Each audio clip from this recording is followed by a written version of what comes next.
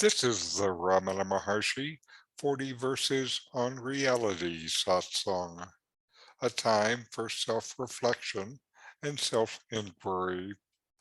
Know yourself and be always free and at peace. I'm Richard Clarke, hosting this satsang. Welcome. I'm a seeker like you, sharing what we love. I've been blessed with years of deep teaching and practice, and I bring this to this satsang. This week's reading from 40 Verses on Reality is verse 23. These are Ramana's words.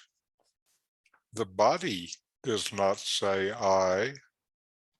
No one will argue that even in deep sleep, the I ceases to exist. Once the I emerges, all else emerges. With a keen mind, inquire whence this I emerges.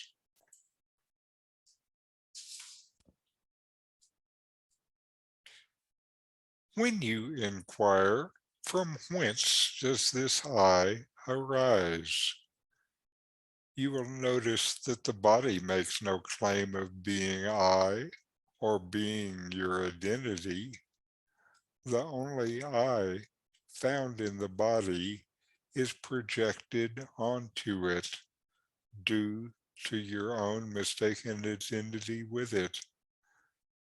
The seeming I in the body is an assumption that you have long held and never really challenged. Our language gives a hint about this. We say my body, my arm, etc., indicating that the seeming owner of the body and arm is different from the body. We know the body because we project our identity onto the body. We think the body is who we are. But is it? Who is the knower of the body? In deep sleep, your mind is dormant, so there is no I. But do you stop existing because your mind is dormant? What is your experience?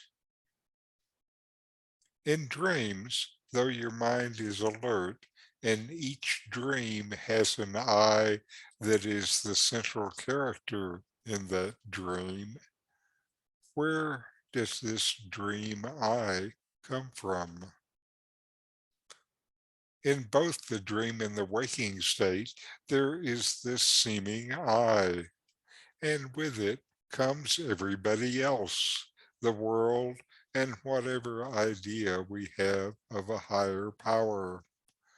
They all appear together as a set, I and others, the world, and a kind of higher power that can be thought of, whether it's the universe or God.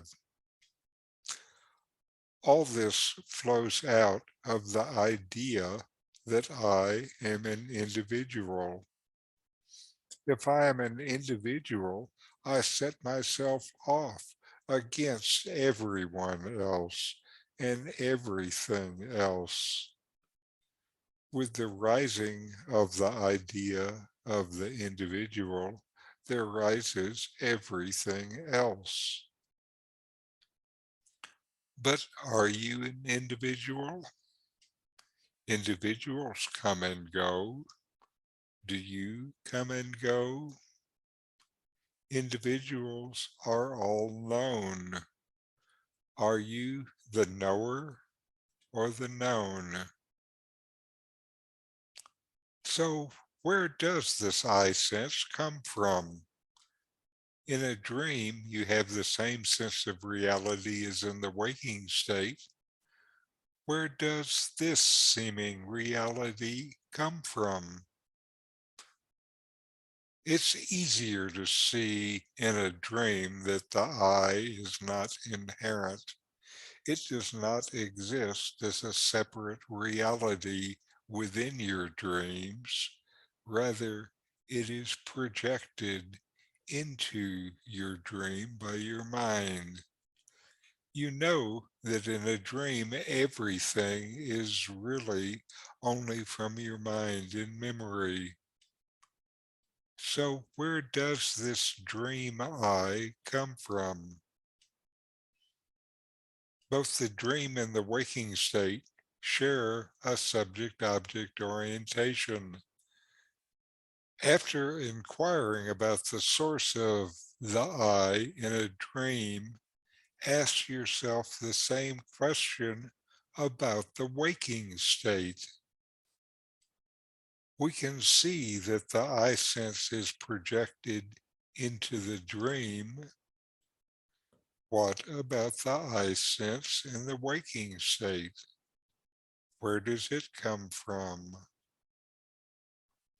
There is the illusion of I from your mind, and there is this being, consciousness, that lights up this illusion so that it can be known. If this illusion of I were not known, it would have no power, no grip over your life. From where does this knowing power within you rise? This knowing power is who you are. What is its source? Where does it come from? Or does it come? Maybe it is just always there, just as it is. Now to our videos for this week. First is from Swami Sarvapriyananda, and he will talk about the person is an appearance. It's not real. You are that one immortal light. I am that same one immortal light. So it is the same in all of us, that one consciousness. Bodies are different. Minds are different. Personal histories are different. The little persons are different. They have their own, the waves are all different. They have their own histories. But the water is common to all of them. There is one consciousness common to all of us. That one unchanging consciousness. And that consciousness is the essence of who we are. We think we are bodies with consciousness. Vedanta wants us to understand that we are consciousness with bodies. We think we are human beings in search of a spiritual experience. The truth is, Vedanta wants us to understand we are spiritual beings having a human experience. It is one consciousness, and that consciousness is the essence of who we are. And remember, what did we say? That which is unchanging, that which is same everywhere, one everywhere, and that which is the essence is the truth. That consciousness is the reality, body and mind is the appearance. You are in reality an unchanging, immortal, pure consciousness. The person is an appearance. The person whom we take to be real. We think that our reality is this person I am. This is an appearance. Appearance of what? Of that one unchanging, essential consciousness. The very word person. I was amazed to discover how the English word person came. It has its roots in ancient Greece. When in theatrical performances, they had open-air amphitheaters, and in theatrical performances, the actors would come out. They had no microphone or anything like that. So they would come out and shout out their lines, what they had to say, and each actor was performing as a character. And that character, they would depict with a big mask. They would hold the mask in front of them and then say their lines. And those masks were apparently called personae. Personae. And that's what the word personality means, a mask. I am this person, it's a mask. You're saying I am this mask. Who wears the mask? Who wears the mask? And next is Rupert Spira, and his talk is Awareness Gives Its Reality to the World. You're saying that in order to be convinced that awareness is the reality of your experience, you have to be able to access every object that has appeared in your awareness. In other words, every memory that you have ever had. You have to go back to each one. No, not each one. Just enough to, I haven't been everywhere in the world. But the objects tell us nothing about awareness. You don't need a single memory to know the nature of awareness. No, but my experience, when you bring us through in a meditation, what I find so useful is that I don't have to believe anything. I can check everything. Yes. And that is what I want to do, to check out experientially that it's not just a memory of a birthday or whatever. I appreciate your experiential approach, but I'm just questioning why you feel you need to visit all these objects in order to ascertain the nature of consciousness. Objects tell us nothing about consciousness. Even visiting one object tells us nothing about consciousness, let alone visiting all the objects or experiences you have ever had. If you want to find out about consciousness, you have to give consciousness your attention. That's the only way to find out about it. But isn't consciousness representing itself to me as experiences? No. Consciousness is representing itself to you, that is to itself, Awareness. as itself. It's just, if I asked you the question now, are you aware? What would you say? Yeah, of course, yes. In other words, awareness is representing itself to itself as the experience of being aware. Yes, I get that. It's not representing itself to itself as an object. But what do you mean then when you say when awareness modulates itself as mind? Well, that's how awareness takes the form of an apparent object. But awareness doesn't need the object in order to reflect its knowledge of itself back to itself. That's true. This is very, I see now where we are. This is a very important point. Most people, or many people that get involved in this kind of exploration, and most people in general, feel that consciousness needs the body-mind to know itself. That consciousness needs to appear in the form of the body-mind in order to mirror itself back to itself. That's not true. Consciousness doesn't need a body-mind to know itself. It knows itself by itself. But how can I know that? By asking yourself the question, am but I aware? I'm asking myself that, with a mind, a body. You're asking the question, okay, Yeah. let's go through the process again. Ask yourself the question, or let me ask you the question, are you aware? Yes. Okay, now, the question, are you aware, is a thought. That's the first thought, yes? Are you aware? That thought comes to an end. Now, there's a second thought, which is your response, yes. That's also a thought, yes? Now, before the end of the first thought, are you aware, we're still not sure that we are aware. The question hasn't come to an end yet. We're asking, am I aware? Pause. Yes.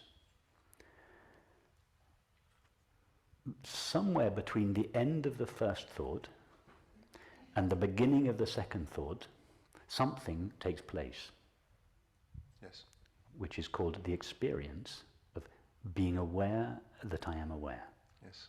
It takes place in between the end of the first thought and the beginning of the second thought. Now, in that in-between space, in that gap in between these two thoughts, in which the experience, I am aware, takes place, no thought is present, yes? Yeah. And therefore no time is present.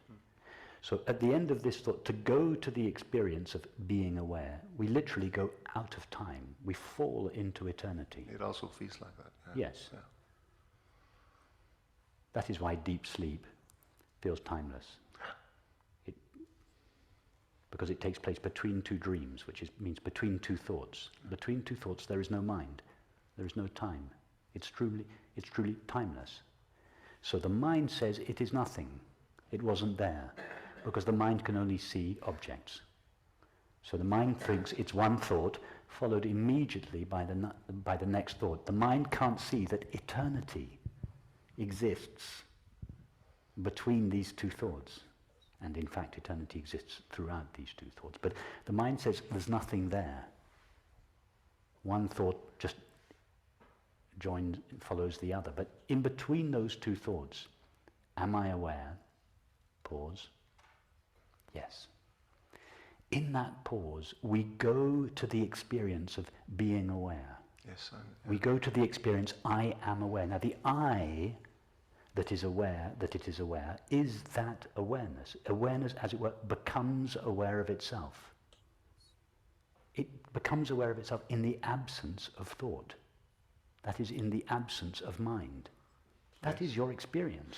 Yes, but I have never had that. I totally get it, and I've done it many times in front of the famous YouTube. But I've never done it without a body-mind. I know the body-mind, and especially the mind, is not present at that moment. How do you know, in between these two thoughts, that you have a body-mind? Or that you are a body-mind? It's only when thought returns that it says, in eternity, in this gap between two, I still existed as a body-mind. Yeah, true. But we don't know that. No. That is the deep conviction. I mean, you're absolutely right to be following this line of thought, because what you are coming up against is our deep conviction that matter lasts. There is something called matter, out of which this is made, that runs continuous throughout our experience, and that continues to exist between two appearances of the mind, although it is not our experience. No. Our experience is that the body, like the mind, is an intermittent object that comes and goes, and that awareness is the reality that runs underneath. Thought tells us that matter is the reality that runs underneath, and that awareness comes and goes. It's not our experience. True. It felt very helpful to get away from the old matter conviction, to actually discover that all experiences are very close, even though they, in the conventional way, took place 20 or 30 years ago. They are still very, very close to awareness. It's actually quite possible. It takes a little time and effort, but it's very possible to get that. Also, feelings and sensations and smells. Let me just give you another thought for you to ponder on. We've done this experiment with thoughts. Now, do the same thing with a sensation. A sensation, you understand, is like a thought. It's an intermittent appearance. Likewise, a perception, a sight, a sound, a taste. They start and they stop. Yeah. So, what is there in between two sensations? When one sensation ends and the next sensation begins, what is there between the two? Just awareness. And between two perceptions? Same. Yeah. Yeah. You see, thought tells us it's the world that continues in between all these intermittent appearances. That thought is projecting the reality that truly belongs to consciousness onto the world. It's giving the world its own reality and overlooking itself. In fact, it's the other way around. In fact, they happen simultaneously. As it overlooks its own reality, it has to confer its own reality on something. Something else has to take it. It gives its reality to the world. It says the world made out of matter is real. Matter continues, and I, awareness, am intermittent. It changes place with the world. Physicists have never found this stuff called matter. Psychiatrists have never found this stuff called mind. Why do you think that is? I mean, don't you think they would have found it by now? Are they going to suddenly discover it in 20 years' time? They're not going to discover it. It's not there. All that's there is infinite consciousness. A few physicists are beginning to say this. Yes. But you're on the right track. Keep exploring your experience in this way. Thank you.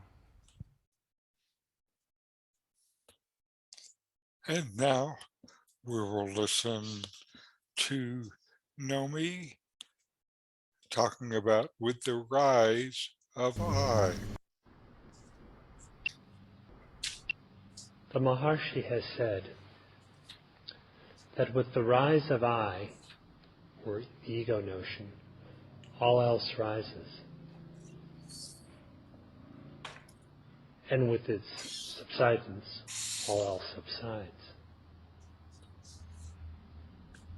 The all else that rises is the non-self, the non-existent, the unreal. Since it is unreal, it does not actually rise. For the unreal does not come to be. And the reality or being alone ever is. But for those who assume the existence of an I, all else seems to rise. And there is division and dualism. It is the veiling of the undivided nature of one's own self, the homogeneous being, consciousness, bliss, that gives rise to the projection of multiplicity. In truth, the singular undivided existence alone is and always is. Because the rising of I, or the assumption of existing as an ego entity, is the cause of all else, that is duality and its consequent bondage and suffering. Abandonment of that ego is said to be the means to liberation.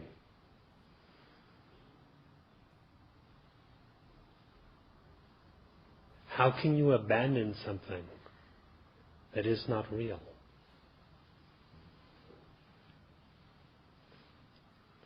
It is in the discerning knowledge of its unreality that it is abandoned. All bondage and suffering has its root in this ego I. And with the dissolution of that false assumption, the potential for suffering is dissolved. With the dissolution of the ego notion, your own self shines for itself in self-knowledge. Therefore, all spiritual practice aims at the dissolution of the ego. And therefore, the most direct approach of all practices is to perceive what the nature of the I is. There is existence, and there is the sense of I. And in delusion, the two are confused. So then you start just with that very apparently individualized existence and determine what its nature is. Its I-ness being unreal will vanish. What remains is the existence that actually has always been there. the real self. The entire inquiry is completely non-objective. It deals with your immediate sense of identity, your ever-present sense of existence.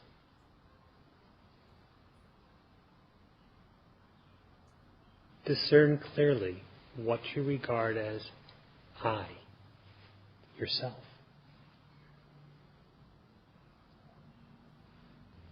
Every idea about anything else is based on this idea of I. The definition of the self will determine the experience of anything else. If the definition of the self be the body, the world is experienced. If it is not, then not. If the definition of the self is a thinking entity, a thinker, or one defined by some kind of thought, then the mind will seem to be an existent entity. And ideas will be regarded as real. If that is not the definition, then that is not the case.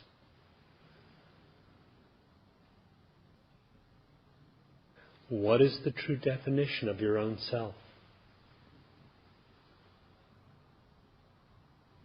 The Vedas declare Tattvamasi, that you are.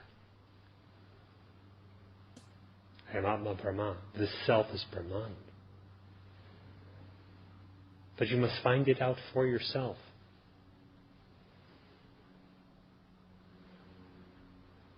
And when I say find it out for yourself, while the instruction may seem to be posed to an individual, if that very individual being dives within, inquiring, who am I?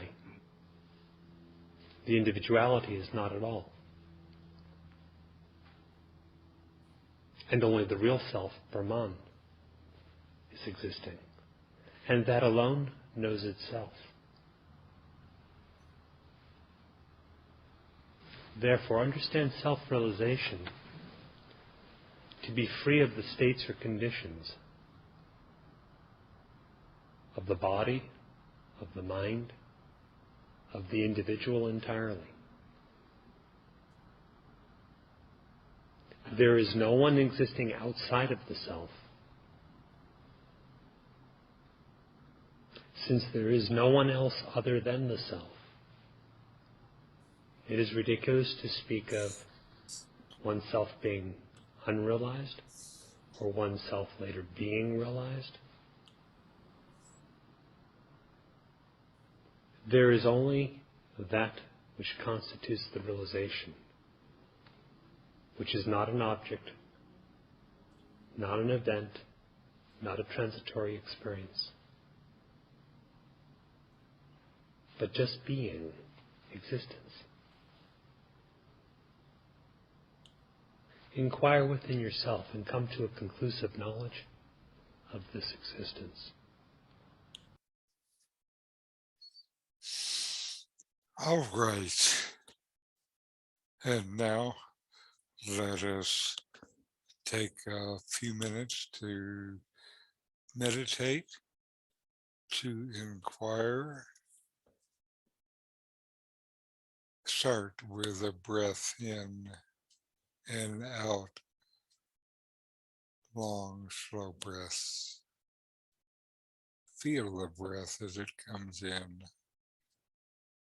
as it goes out. And notice that you exist. You exist, and you know that you exist. And investigate within yourself, within your own experiences. Where does the I come from? In a dream?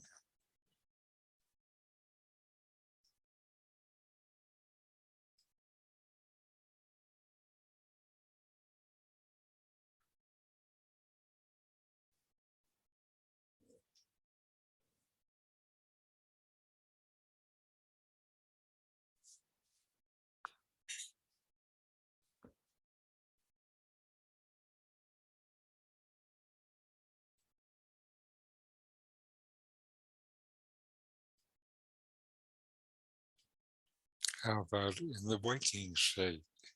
How about right now? Where does this I come from?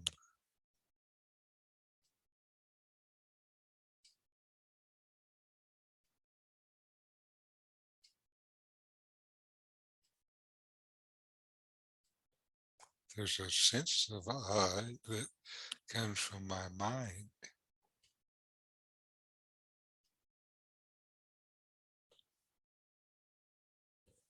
What knows this sense of I?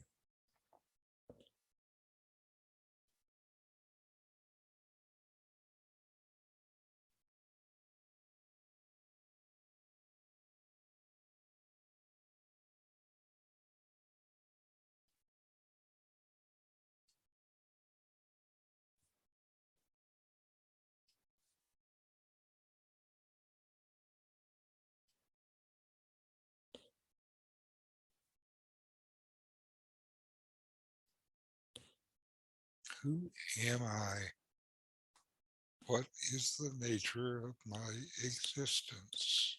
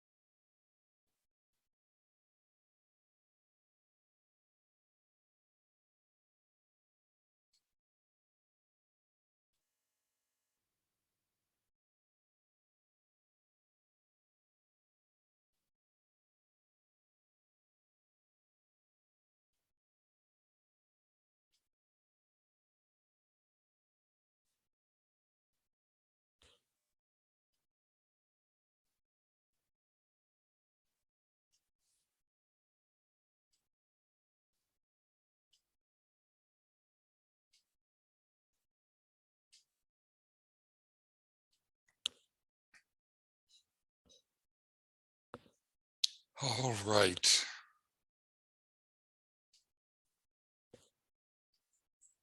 Let's close with a short chant. Om Shanti, Shanti, Shanti. Om. Peace, peace, peace.